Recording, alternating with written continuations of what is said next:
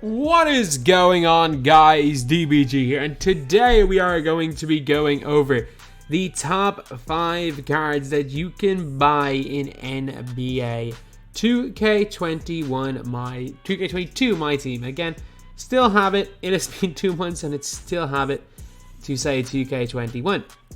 So we are going to be looking at only purchasable cards. So guys, you are not going to be seeing here our Melo, Kevin Garnett, Gary Payton. I think they're really the only 3 like grindable cards you necessarily see on this list. Oh, and maybe Paul Silas. But yeah, so these are going to be just auctionable cards. As well as that, we are going to be looking at we're going to be... They don't have to be primary 2 cards, they just have to play at the 2. So it can be just any set of players as long as the 5 do make up a starting 5. And we're going to have an honorable mention for each of the positions. So yeah, anyway, now let's get on to it. So we're going to be looking at point guards first. So guys, you can play at the 1. Okay, so first of all, obviously John's probably the best. He's not available for 2 more weeks. So it's between Steph, Ricky, Pistol Pete, Isaiah Thomas. Yeah, that's my thing. It's Steph, Rubio, Pistol Pete, IT. So for Steph, I don't know which Steph is the best. I would probably say this one. But again, the 2 Stephs are very similar. So Steph's got good defensive stats. He's terrible on defense though. Just want to make that clear. He has actually got very solid defensive stats. Defensive badges aren't awful, but he is not very good on defense. I would go as far as to say he is terrible on defense. He's also got like Circus 3s, Deadeye, Difficult Shots, Green Machine, Stop and Pop, Sniper. So his shooting, he's the best shooting point guard in the game. He is the point guard I hate guarding the most. So Steph, brilliant. Pete's 6'5". Defense lacks quite a bit because he doesn't get any badges. He gets shifty dribble style. His dribbling is only okay, but he's got Ray Allen base, but it's on normal timing. He doesn't get sniper, which is a little bit annoying, but he does get silver chef. He gets goal limitless, does he? No, he actually doesn't get limitless at all. But he's 6'5" and he can paint mash, which is a very, very OP thing in this game. Then we got Rubio. Rubio's the best point guard in the game, stats and badges wise. The problem with Rubio is he only gets slash or dribble stop, but his release is pretty good. And he's 6'4". He can't dunk though, which isn't ideal.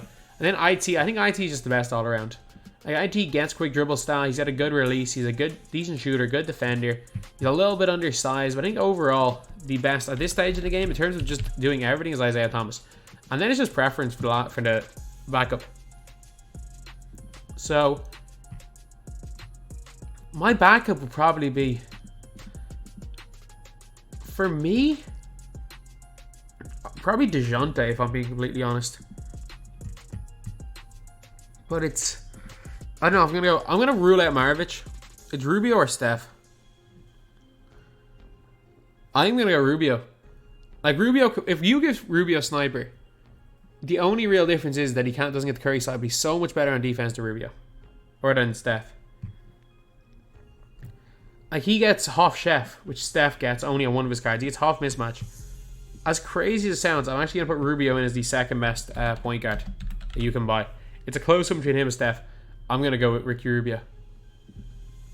Okay, now on to 2s. There is one very, very obvious player.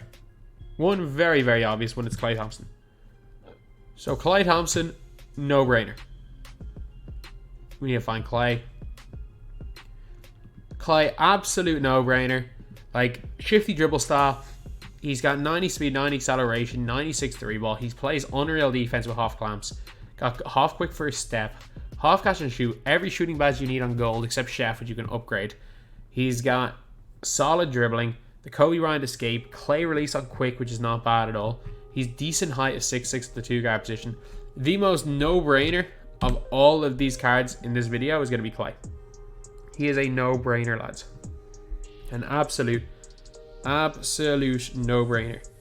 So, anyway, after Klay Thompson, then it gets interesting because you got a few choices. You got Kobe, you got Jalen.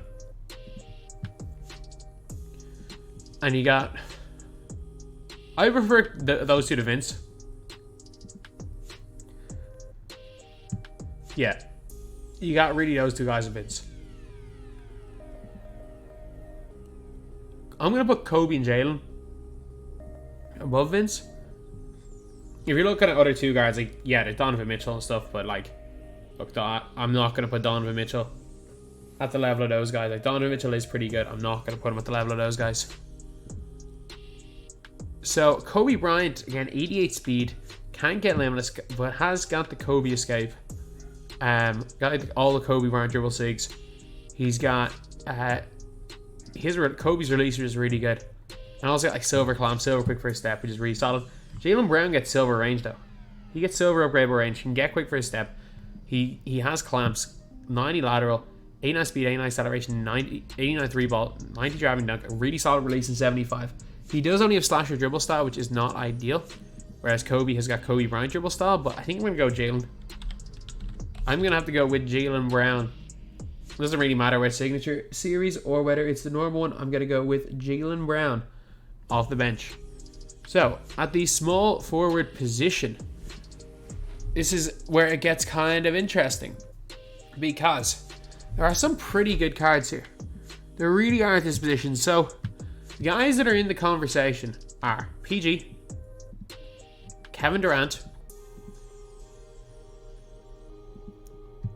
Not going to go some of these. Grant Hill. Again, you can put Vince Carter in that conversation if you want. Anyone else? I mean, Tobias is pretty good. Andre Kirilenko. And LeBron. And wherever Nick Batum is. Wherever Nicholas Batum is. So, you got PG. First of all, I think Kevin Durant's the best. Kevin Durant, master on master, the same card.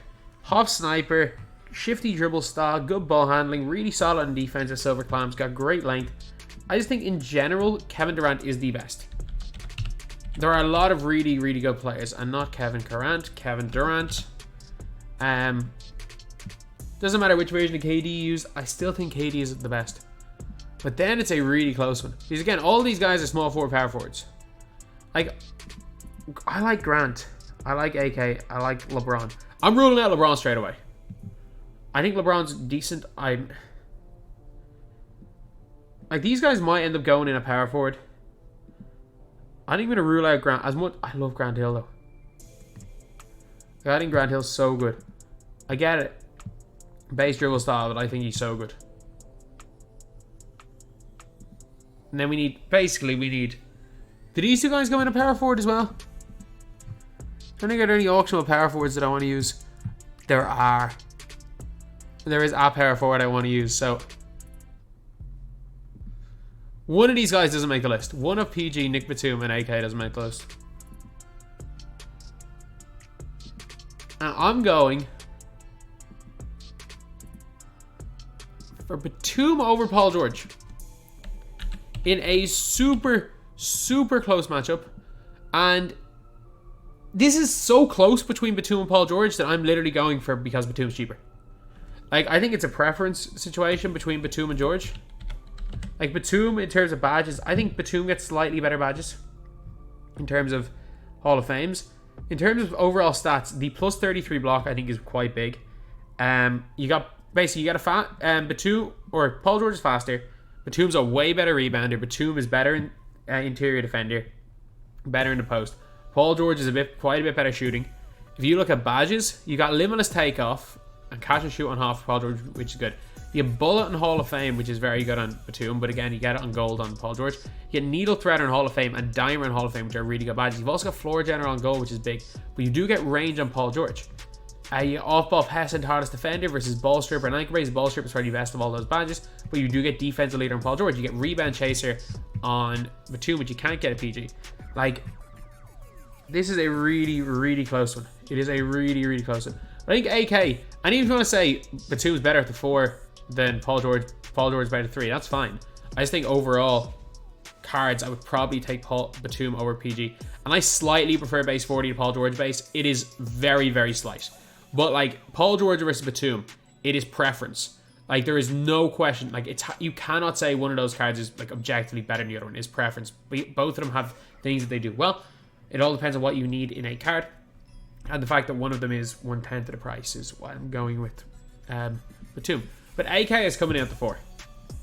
Without question. He plays a little bit of offense. He can get some shooting badges.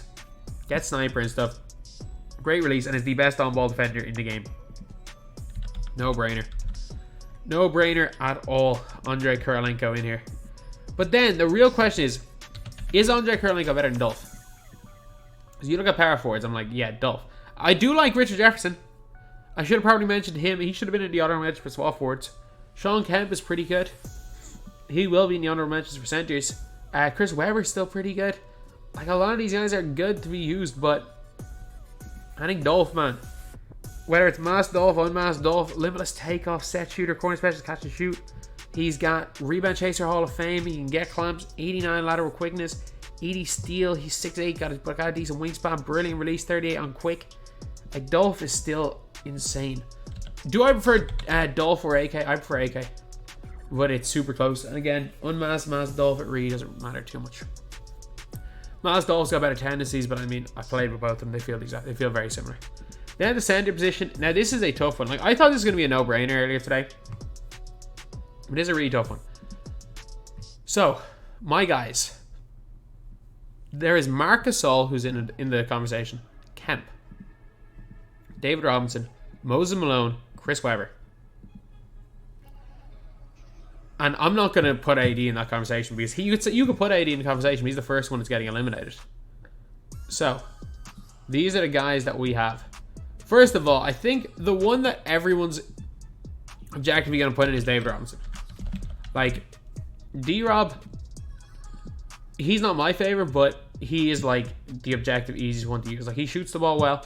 He's got great speed, great lateral quickness, superb defensive badges. Only problem is he's got pretty bad steal. But at the same time, he does get goal interceptor. So he will get in the lanes. On current gen, he'll get steals, but on next gen, he will just drop the ball, which is a bit of a problem. So let's look at the strengths and weaknesses. Marc Gasol, best all around. He is an elite shooter. The release isn't that slow. It's not fast. It's not that slow. He's an elite shooter, a really, really good defender. Pretty good speed at 76. He's got good post game, and he is 7'1" with the best all around badges as far as centers are concerned in the game. Sean Kemp is a point center. Offensively, he is the fastest with the ball. He is the best ball handling. He will dunk. He is the best from the perimeter, and he can kind of shoot the ball. The worst defensive. Then you've got Moses Malone, who has got unbelievably good speed, but not that fast with the ball. He isn't going to dribble the ball too well. He's got great lateral quickness. He is like Dwight Howard, except he shoots the ball a little bit. Great post game, great dunk. A little bit on the size of 6'10". Chris Webber, 6'9", so even more undersized. The best, or a very, very solid inside player. Can kind of handle the ball, can dribble the ball quite a lot. Gets post playmaker, gets break starter. He gets bailout, he gets glue hands. I think he can give him bullet as well. You're right, he gets bullet. So he can act kind of as a point center. He's kind of a hybrid between Marc Gasol and Sean Kemp, but he does have the best release of all these guys. So this is a close one. I'm going with Marc Gasol. I think Marc Gasol offers the most in the meta right now because if we're talking about the paint mashing meta, Kemp can't play defense and neither can Chris Webber. Neither of these guys can guard anyone in the paint mashing meta.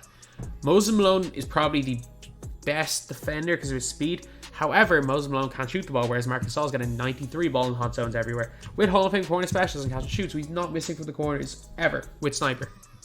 You will not miss a green, white, or red. If it's color and the Italy flag, it's going in for Marc Gasol. So I think he's just the best all around. I like his player build. It's not quite D-Rob big, but it is big. So overall, I think Marc Gasol belongs in this spot on the list. So yeah, that is pretty much it, lads. So we got IT, Clay, KD, Kirilenko, D-Rob, with Rubio, Jalen, Nick Batum, Dolph, and Marc Gasol rounding off the bench. So yeah, these are my top 5 players. Best point guard, IT. Best shooting guard, Clay. Best small forward, Durant. Best power forward, AK. Best center, D-Rob. As much as it pains me to say it, D-Rob's going in as best center because if you guys don't know, I am all... Can I zoom in anymore? There we go. I have been all on the Marc Gasol hype train. I've been all on the Marc Gasol hype train, but I do think these guys, for most people, are going to be a top 5. And then for me, these are the next 5. So anyway, yeah, that's pretty much it, lads. That is the video. This is the November edition of this. We have done this video pretty much every single month since NBA 2K19. That's the video. Thank you guys for watching. Please like, comment, and subscribe.